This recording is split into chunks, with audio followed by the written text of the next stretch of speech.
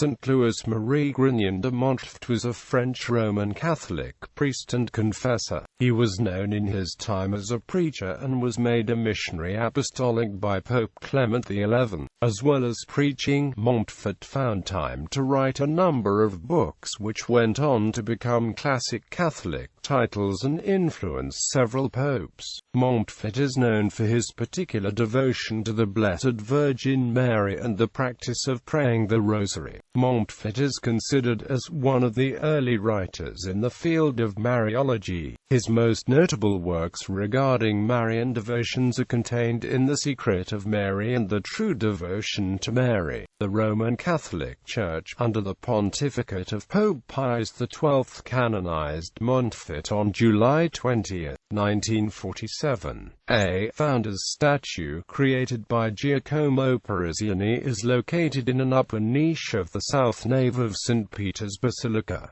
Early years. He was born in Montfort-sur-Meu, the eldest surviving child of 18 born to Jean-Baptiste and Jean-Robert Grignion. His father was a notary. Louis-Marie passed most of his infancy and early childhood in Ifenduc, a few kilometers from Montfort, where his father had bought a farm. At the age of 12, he entered the Jesuit College of St. Thomas Becket in Rennes, where his uncle was a parish priest. At the end of his ordinary schooling, he began his studies of philosophy and theology, still at St. Thomas in Rennes. Listening to the stories of a local priest, the Abbé Julien Bellier, about his life as an itinerant missionary, he was inspired to preach missions among the very poor, and, under the guidance of some other priests, he began to develop his strong devotion to the Blessed Virgin Mary. He was then given the opportunity, through a benefactor, to go to Paris to study at the renowned seminary of St. Sulpice towards the end of 1693. When he arrived in Paris, it was to find that his benefactor had not provided enough money for him, so he lodged in a succession of boarding houses, living among the very poor, in the meantime attending the Sorbonne University for lectures in theology. After less than 2 years, he became very ill and had to be hospitalized, and survived his hospitalization and the bloodletting that was part of his treatment at the time. Upon his release from the hospital, to his surprise he found himself with a place reserved at the Little St. Sulpice, which he entered in July 1695. St. Sulpice had been founded by Jean-Jacques Ollier, one of the leading exponents of what came to be known as the French School of Spirituality. Given that he was appointed the librarian, his time at St. Sulpice gave him the opportunity to study most of the available works on spirituality and, in particular, on the Virgin Mary's place in the Christian life. This later led to his focus on the Holy Rosary and his acclaimed book The Secret of the Rosary. Devotion to the angels. Even as a seminarian in Paris, Montfort was known for the veneration he had toward the angels. He urged his confreres to show marks of respect and tenderness to the guardian angels. Quote, he often ended his letters with a salutation to the guardian angel of the person to whom he was writing, "I salute your guardian angel." He also saluted all the angels in the city of Nantes, a custom that, it appears, he repeated when he entered a new village or city. One of the reasons why St. Louis-Marie de Montfort had such devotion to the angels is that veneration of the pure spirits was an integral part of his training and also of his culture. His college teachers, the Jesuits, were known for their zeal in propagating devotion to the angels. Montfort's seminary training under the Sulpicians brought him into contact with the thought of Cardinal de Bérulle and Ollier, both of whom had deep veneration for the angels. Furthermore, in the course of the 17th and 18th centuries, manuals of piety and treatises on the pure spirits were numerous. From priest to preacher, he was ordained a priest in June 1700, and assigned to Nantes. His great desire was to go to the foreign missions, preferably to the new French colony of Canada, but his spiritual director advised against it. His letters of this period show that he felt frustrated from the lack of opportunity to preach as he felt he was called to do. In November 1700 he joined the Third Order of the Dominicans and asked permission not only to preach the Rosary, but to also form Rosary confraternities. He began to consider the formation of a small company of priests to preach missions and retreats under the standard and protection of the Blessed Virgin. This eventually led to the formation of the Company of Mary. At around this time, he first met Blessed Marie-Louise Trichet when he was appointed the chaplain of the Hospital of Poitiers. That meeting became the beginning of Blessed Marie-Louise's 34 years of service to the poor. He set off to make a pilgrimage to Rome, to ask Pope Clement XI what he should do. The Pope recognized his real vocation and, telling him that there was plenty of scope for its exercise in France, sent him back with the title of apostolic missionary. On his return from his long pilgrimage to Rome, Montfort made a retreat at Mont Saint-Michel to pray to this archangel to obtain from him the grace to win souls for God, to confirm those already in God's grace, and to fight Satan and sin. These occasions gave him time to think, contemplate and write. For several years he preached in missions from Brittany to Nantes. As his reputation as a missioner grew, he became known as the Good Father from Montfort. At Pontchâteau he attracted hundreds of people to help him in the construction of a huge Calvary. However, on the very eve of its blessing, the bishop, having heard that it was to be destroyed on the orders of the King of France under the influence of members of the Jansenist school, forbade its benediction. It is reported that upon receiving this news, he simply said, "Blessed be God." Final years. He left Nantes and the next several years were extraordinarily busy for him. He was constantly occupied in preaching missions, always traveling on foot between one and another. Yet he found time also to write his true devotion to Mary, The Secret of Mary and The Secret of the Rosary, Rules for the Company of Mary and the Daughters of Wisdom, and many hymns. His missions made a great impact, especially in the Vendée. The heated style of his preaching was regarded by some people as somewhat strange, and he was poisoned once. Although it did not prove fatal, it caused his health to deteriorate. Yet he continued, undeterred. He went on preaching and established free schools for the poor boys and girls.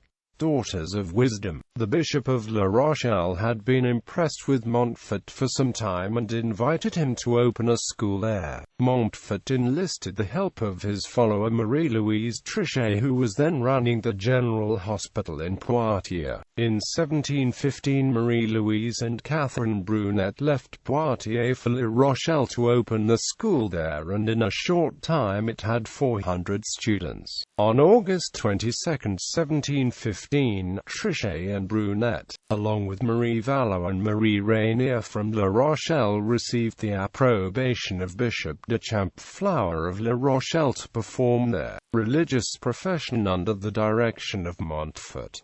At the ceremony Montfort told them, "Call yourselves the Daughters of Wisdom, for the teaching of children and the care of the poor." The Daughters of Wisdom grew into an international organization, and the placing of Montfort's founder's statue in St. Peter's Basilica was based on that organization. Death and burial. Montfort's 16 years of priesthood include many months of solitude, perhaps as many as a total of 4 years, at the cave of Mervent, amidst the beauty of the forest, at the hermitage of St. Lazarus near the village of Montfort, and at the hermitage of St. Eloy in La Rochelle. Worn out by hard work and sickness, he finally came in April 1716 to St. Laurent-sur-Sèvre to begin the mission which was to be his last. During it, he fell ill and died on the 28th of April of that year. He was 43 years old, and had been a priest for only 16 years. His last sermon was on the tenderness of Jesus and the incarnate wisdom of the Father. Thousands gathered for his burial in the parish church, and very quickly there were stories of miracles performed at his tomb. Exactly 43 years later, on April 28, 1759, Marie-Louise Trichet also died in Saint-Laurent-sur-Sèvre and was buried next to Montfort. On September 19, 1996, Pope John Paul II came to the same site to meditate and pray at their adjacent tombs. Spirituality, God alone, was the motto of St. Louis and is repeated over 150 times in his writings. The incarnation of the Word is for him the absolute central reality.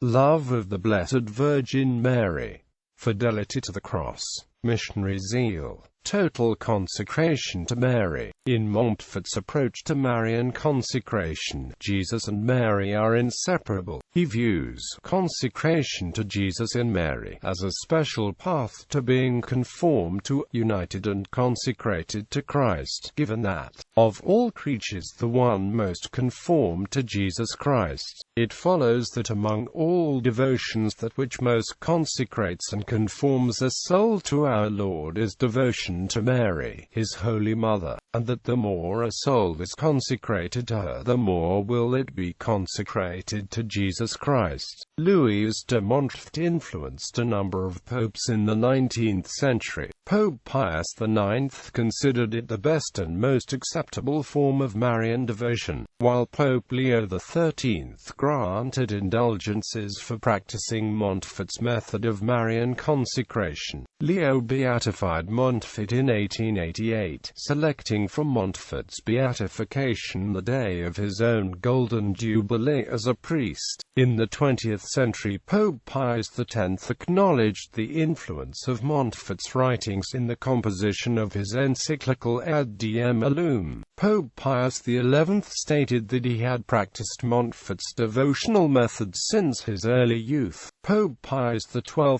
declared Montfortism and stated that Montfort is the guide who leads you to Mary and from Mary to Jesus. Pope John Paul II once recalled how as a young seminarian he read and reread many times and with great spiritual profit a work of de Montfort, and that, then I understood that I could not exclude the Lord's Mother from my life without neglecting the will of God Trinity. According to his apostolic letter Rosarium Virginis Mariae, the pontiff's personal motto, Totus Tuus, the thoughts, writings, and example of Saint Louis de Montfort were also singled out by Pope John Paul II's encyclical Redemptoris Mater as a distinctive witness of Marian spirituality in the Roman Catholic tradition. Works. Admirable Secret of the Rosary. True devotion to Mary. The love of eternal wisdom. True devotion to Mary. Secret of the Rosary. Priest and poet. While the saint is best known for his spiritual writings, he was also a poet and during his missions managed to compose more than 20,000 verses of hymns. Montfort's hymns and canticles were, for the most part, meant to be sung in village churches and in the homes of the poor. Some authors argue that a reading of St. Louis' hymns is essential for an understanding of him as a man and for appreciating his approach to spirituality. Based on the analysis of Bishop Hendrik Freehen of the Company of Mary, Montfortian hymns fall into two major categories: inspired and didactic. The inspired canticles flow spontaneously on the occasion of a pilgrimage to a Marian shrine, or on the occasion of a joyful celebration. The didactic hymns took more effort and time to compose, and focus on instructional and informative qualities. They teach the audience through the use of a moral and of theme. After Montfort's death, the Company of Mary made great use of his hymns and used them as instruments of evangelization. He is also said to have carved at least 3 statues depicting the Madonna and Child. Legacy. Congregations de Montfort. The congregations Montfort left behind, the Company of Mary, the Daughters of Wisdom, and the Brothers of St. Gabriel, grew and spread, first in France, then throughout the world. The servants of the Lord and the Virgin of Matara follow the spirituality of Louis de Montfort. The saint's birthplace and tomb are now sites of Montfortian pilgrimages, with about 25,000 visitors each year. The house in which he was born is at number 15, Rue de la Sallerie in Montfort-sur-Meu. It is now jointly owned by the three Montfortian congregations he formed. The Basilica of St. Louis de Montfort at St. Laurent-sur-Sèvre attracts a number of pilgrims each year. Biographies. There are more than 100 biographies written of Montfort. They differ in how they reflect the ecclesial and cultural milieu within which each was written. The first four biographies of Montfort, by Grandet, Blaine, Besnard, and Pico de Clorivières, were all written in the 18th century. They reflect the hagiographical method current then, the devotional biography. Such an approach reflected little of the critical sensibility that had dominated most of the 17th century through the works of the Bollandists, the memorialists of Port Royal and Jean de Launay.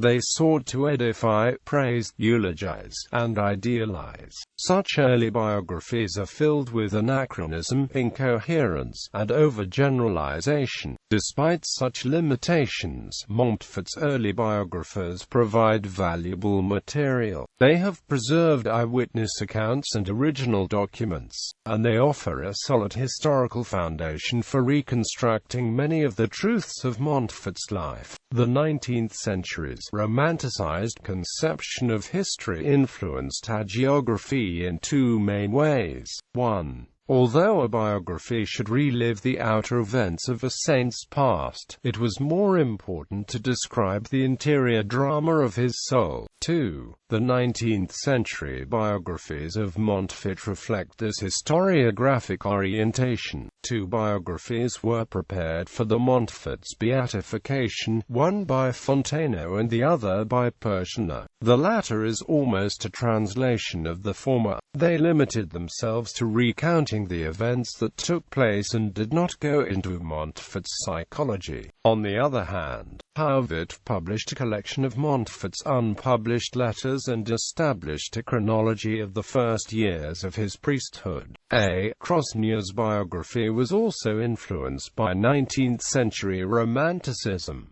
Just before Montfort's canonization appeared De Luca, the author took into account the literary and spiritual milieu of 17th-century France and attempted to introduce his readers to Montfort's spiritual life, pointing out phases in Montfort's growth and development, of the different genres of biography that purport to describe the events of someone's life. The realistic biography is much in favor. Such a method is apparent in the four works dedicated by Louis-Marie Grignion de Montfort. The author separated himself from his predecessors by describing Montfort, his life, and his pastoral work using a historical, critical and psychosociological approach. Perrault held that the Breton saint's path was a tormented journey, because he had difficulty dealing with a strained relationship with his father, who was known for his violent temper. His long and arduous journey toward a balanced life came to a certain maturation for Father de Montfort when he was in his 40s. Generally more acceptable than Perrault's Freudian psychological interpretation is his understanding of Montfort's ministry in the context of the sociological and pastoral realities of his times.